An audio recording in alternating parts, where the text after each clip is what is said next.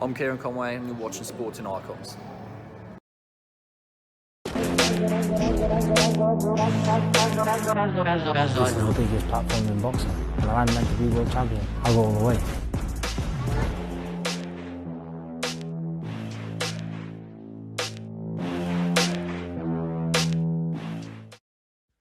So Malik Scott, the new head trainer for Deontay Wilder. Of course, he took charge of Deontay Wilder's corner during the Tyson Fury third fight. Now, Malik Scott and Deontay Wilder, these guys have been friends for quite a number of years now. They even fought each other during that period as well. And yeah, I believe Malik Scott took a dive. Go watch the fight, tell me he didn't.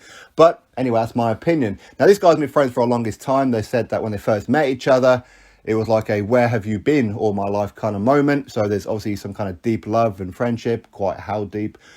Who knows? It's up for interpretation, I suppose. Hey, listen, I'm just saying. One wants to be pregnant and can't stop himself twerking, while the other one is on, is he doing the fans only with Gloria from Madagascar? Something like that. Anyway, they're a bit of an odd couple. But anyway, that aside, of course, I'm just ribbing.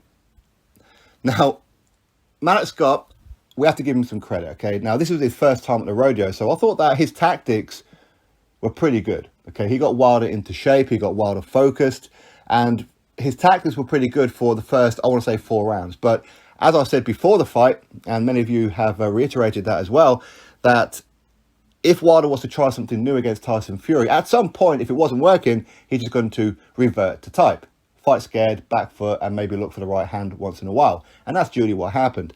But either way, I think Malik Scott, he comes across as a pretty cool guy.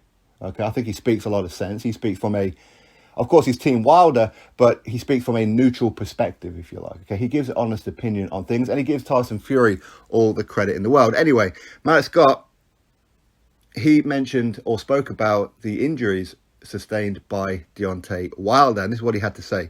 Wilder's good. I took him up to his room. Leave it. We saw the doctor afterwards. Everything was cool. He got a busted lip. He broke his hand, broke his finger or knuckle, but life goes on. Okay, so broken hand. Now, that's nothing unusual for Deontay Wilder. Him getting an injury during a fight and having to have surgery immediately afterwards. Okay, that's nothing unusual, which is why I've quite openly said before that, is he on a permanent cycle of steroids? Well, is he? Because when you have surgeries with the amount that he does, but what aids your recovery? Well, steroids do, okay? It's no secret. So is he on like a permanent cycle and maybe he's having therapeutic use exemptions? Well, whether he is, whether he isn't, fact is he got beat by Tyson Fury. So it didn't really help him, even if he was, and using it as an excuse to be juiced up to the gills, who knows? But, or maybe not. Maybe he's a completely clean athlete. You never know, right? But he did look pretty jacked up in that fight, didn't he?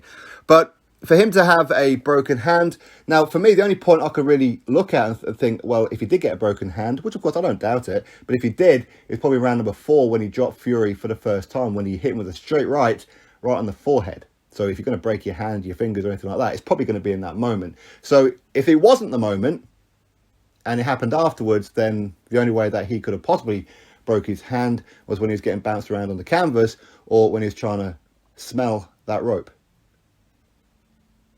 I don't know.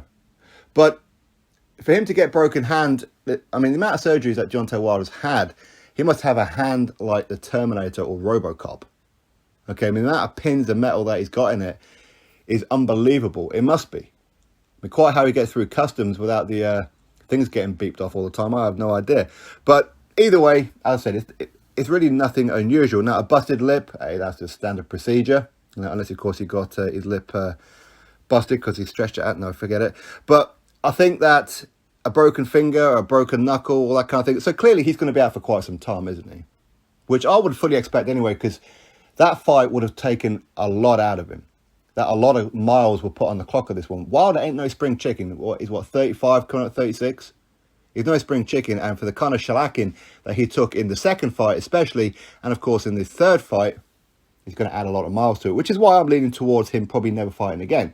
I hope I'm wrong on that one. I said in a previous video, I hope that Wilder does continue. I'd still like to see him take on Anthony Joshua. Whether Joshua beats Usyk in a rematch or not, I would still like to see that fight at some point. I'd like to see him fight Dillian Whyte, Andy Ruiz Jr. and one or two others, like a Joe Joyce and whoever else.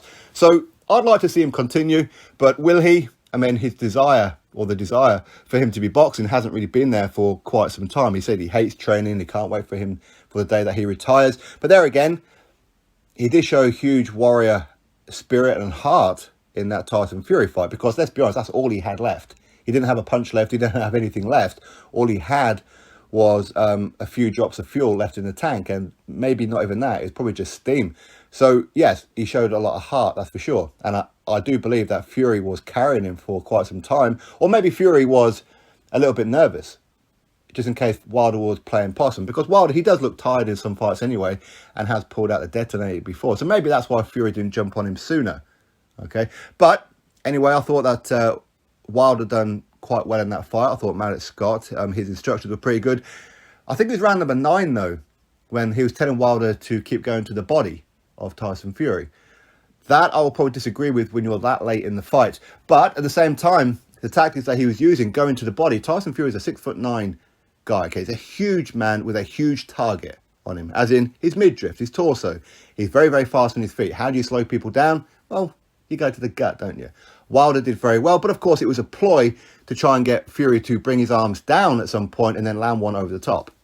Of course, that was the game plan, but the longer the rounds went on, had Wilder had continued with the body, Fury would have fatigued. He would have got tired. But at the same time, Wilder put so much energy into the first 3 or 4 rounds that he didn't have too much left. And you can understand that, because sometimes you do have to go shit or bust. It didn't work for him, so of course all he had left was to survive. That's pretty much all he had left. And that knockout at the end was pretty brutal. It was pretty definitive. Yes, he went out on his shield, no towel came in and everything. So of course, you know what, you can understand that a fighter, that's what they would prefer. They prefer to be carried out the ring than to either A, lose on points, or have the towel come in, especially the towel come in. All right. So Wilder got his wish. I'd like to see Wilder back in the ring, but of course his hand surgery is going to keep him out for a while. But as I said before, it's nothing unusual for Wilder to have surgeries. It's something that happens to him a lot. Okay, so it could be another day at the office for him, really, I suppose. But hopefully he comes back. Hopefully he makes a full recovery and we see him back in the ring again. But I don't see him rebuilding at all. I see him only fighting again, if he was to fight again, for a decent sized purse. Okay, he's not going to go fight the Jason Gavins of the world, as much as that's pretty much what his resume is built on, are gatekeepers and journeymen. But ultimately, you know, he's had 3 decent paydays with Tyson Fury. Yes, they have been holding up the heavyweight division. Let's not hide behind it. They have been, okay, for 3 years now. But now boxing can move on. The heavyweight division can move on. Wilder will go do what he's going to do. Tyson Fury will have to wait for the winner of Dillian Whyte, Otto Wallin. Hopefully, touch wood, that it's going to be Dillian Whyte. That would be a great fight for us here in the UK, wouldn't it? Anyway, that's Malik Scott's statement. He says that Deontay Wilder has broke his hand and broke his finger or knuckle. Anyway, drop your thoughts below. Click thumbs up, subscribe. Catch you on the next video. I'm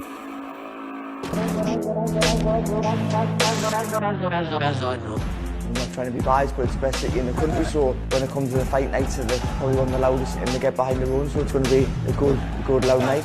Desire's there more than ever.